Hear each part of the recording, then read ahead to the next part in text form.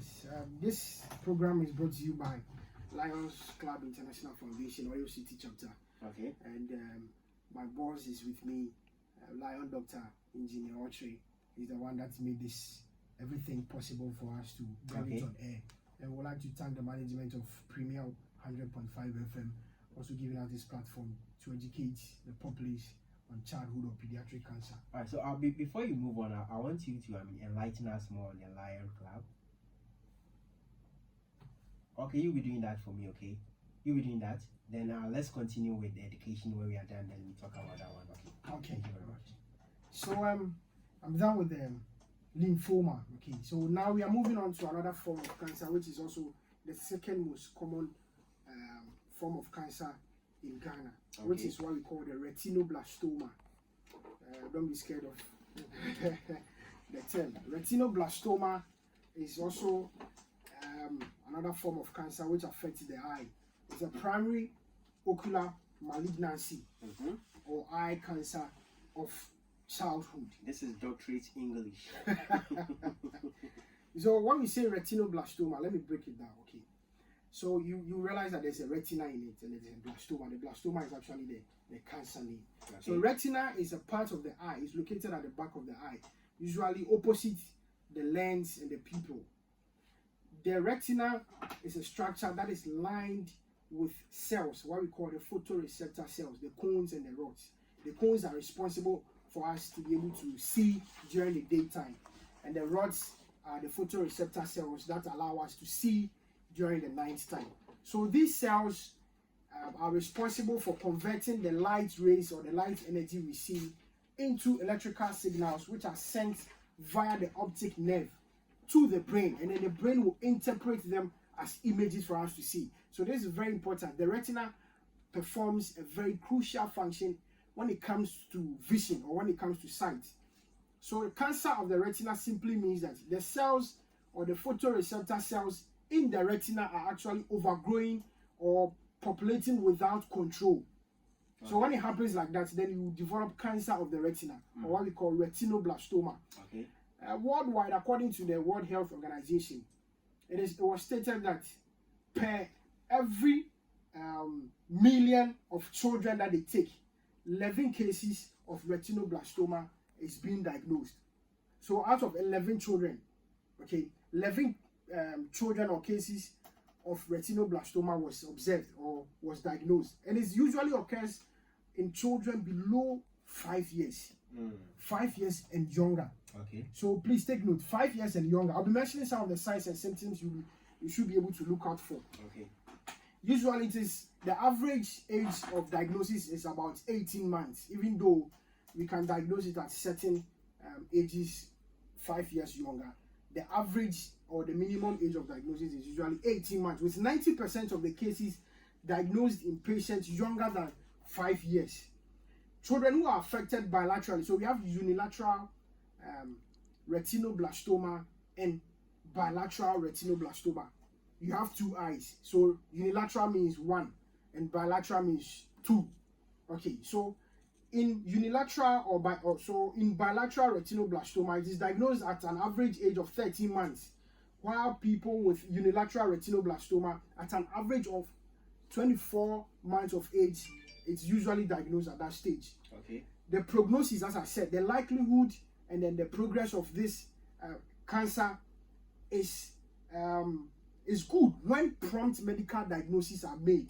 Okay, so to help us to be able to manage this cancer very well, it all boils down to the parenthood. You need to be very observant when it comes to your kids as well. 5%, there's also a familial or genetic history. So there is 5% of patients who develop this cancer have a positive familial history. So people who have cancer, 5% of them, of this retinoblastoma, 5% of them, when it is traced, they have history or they have families who have already developed it before. So if your kids or you have a relative who has had retinoblastoma in the family before, you should be very observant. As a matter of fact, you should be very careful when it comes to your kids as well.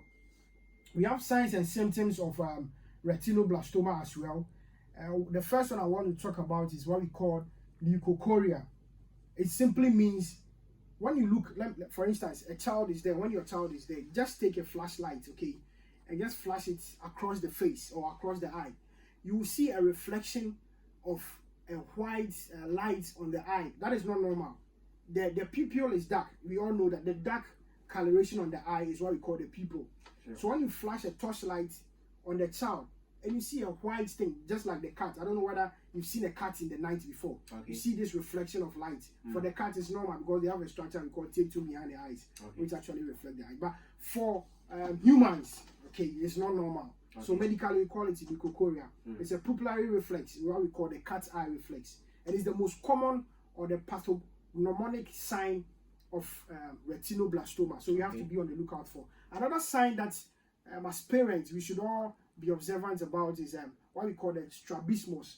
Strabismus is the second commonest sign of retinoblastoma. What we call in our local parlance, we call it mission baby. Oh yeah. Nenino or share baby not nenino bafu baby. You see, it's as a result of the weakness of the eye muscles. Very common. You see, obano wono. Now who said nenino as a align papa or shell power bet as a bakusu share baby. Okay. It's a sign. You don't take it for granted. Don't joke with that. That's what in our local dialogue we say mission baby. Mission baby. Sometimes we take these signs for granted. We're like, oh, no, yes, and all that. Over here now, and cancer. Now, we cannot manage it properly because it has gone past what we can do about. Okay.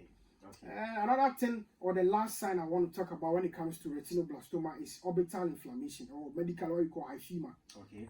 The eye, around the eye, okay, you see that there is an inflammation. It is red colored, red discoloration of the eye. It's another sign of retinoblastoma. The causes, most of these pediatric malignancies or cancers do not have causes. I repeat, they do not have causes, okay? So the causes are idiopathic. You cannot pinpoint that this is the cause. If you do this, you get retinoblastoma. It is not specific. But then, as I always say, there's genetic mutation of that is associated with this development of retinoblastoma. So, once again, the prevention, you cannot prevent it per se, but then it will help. Some of the things I'm going to mention as a way of preventive methods per se are not really preventive methods, but there are ways that it can help you and I detect it earlier so that we can manage it earlier. The first way is frequent ophthalmologic examination, which is indicated for children at higher risk. So as I said, it has 5% familial history. Okay, people who develop retinoblastoma have 5% familial history. So if you have a history of retinoblastoma or eye cancer in the family, please, as much as possible, go for an ophthalmologic examination as often as possible. You should make it as a routine. Don't just sit at home and wait till there is nothing to be done about it. Visit the hospital. And then genetic counseling or testing. Make sure you test your genes. These things are done at our teaching hospitals. Okay. Make sure you go there, have your genes examined, or how do you call it, laboratory. They take samples and then they do some genetic testings, and then they counsel you on how you can be very careful about some of these cancers and all that. So basically, that is with retinoblastoma. Very, very aggressive and very common in children below 5 years and younger. So take note of these signs: leukocoria, the whitish discoloration of the pupil when you flash a light along the face of your kid, strabismus, baby, when the eyes are not properly aligned, when they are viewing something, and orbital inflammation, when the eye orbits are being inflamed or infected. So these are basically the signs. Most parents take this signs for granted, thinking there's nothing wrong, but it's very bad. You know, after giving birth to your child, you need to take them to specialists to check them thoroughly. Exactly. That's what I think parents should do. If your parents out there and you are listening to us, make sure whenever you give birth, you get a specialist who works on those stuff for you before you get your child's life at risk. Right, Doc. So in conclusion, what I want us, the take-home message that I want us all to take from today's education is that childhood cancer is not far-fetched. There are a lot of people in the society that are living with childhood cancer.